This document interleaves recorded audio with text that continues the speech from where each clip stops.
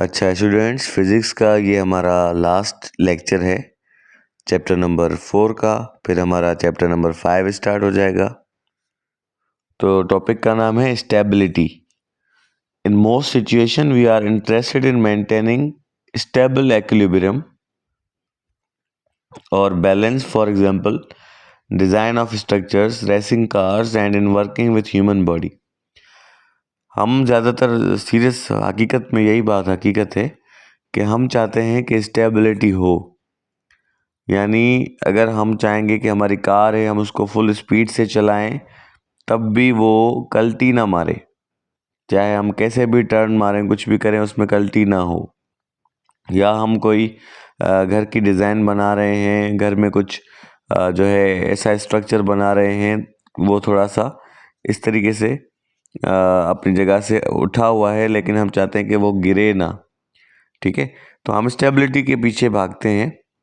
तो स्टेबिलिटी कैसे आती है वो इन्होंने इस तरीके से हमें समझाया है। ये कह रहा है कि consider a refrigerator, if it is tilted slightly it will return back to its original position due to torque on it. कह रहे हैं आप एक रेफ्रिजरेटर की मिसाल ले लें, अगर हम उसको थोड़ा सा टिल्ट कर लें, थोड़ा सा अपनी जगह से उठा लें, तो वो वापस अपनी जगह पर आ जाएगा।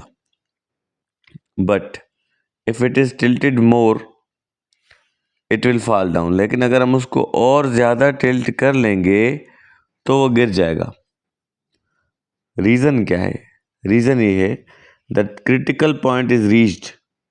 तो वो पॉइंट आ जाता है क्रिटिकल, जिससे अगर आप आगे जाओगे तो बैलेंस बरकरार नहीं रहेगा। When the centre of gravity shift from one side of the pivot point two the other. होता यह है कि सेंटर ऑफ ग्रेविटी शिफ्ट हो जाती है, ठीक है, from one side of the pivot point two other, तो चीज़ फिर बैलेंस में नहीं रहती। When the center of gravity is on the one side of the pivot point, the torque pulls the refrigerator back into its original base of support. If the refrigerator is tilted further, the center of gravity crosses onto the other side of the pivot point and the torque causes the refrigerator to topple. होता क्या है देखो, अब ये refrigerator है, ये इसकी centre of gravity है।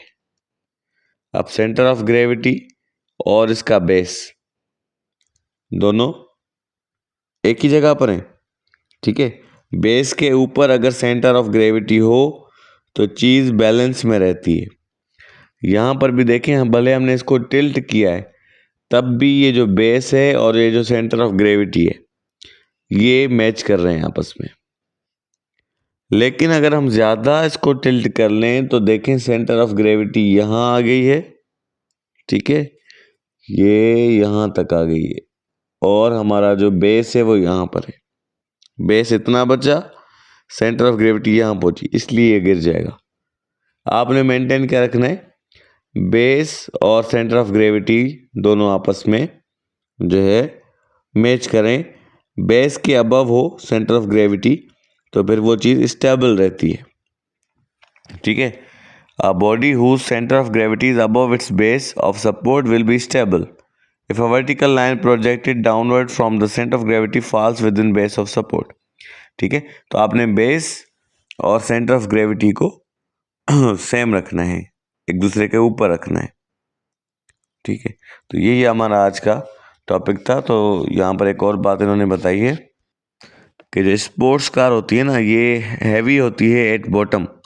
इनको बिल्कुल नीचे करके, यानी ये ग्राउंड से थोड़ा सा ही ऊपर होगी, बाकी सारा नीचे होती है। बॉटम में ये ज़्यादा हैवी होती है, which lowers the centre of mass and hence increase the stability.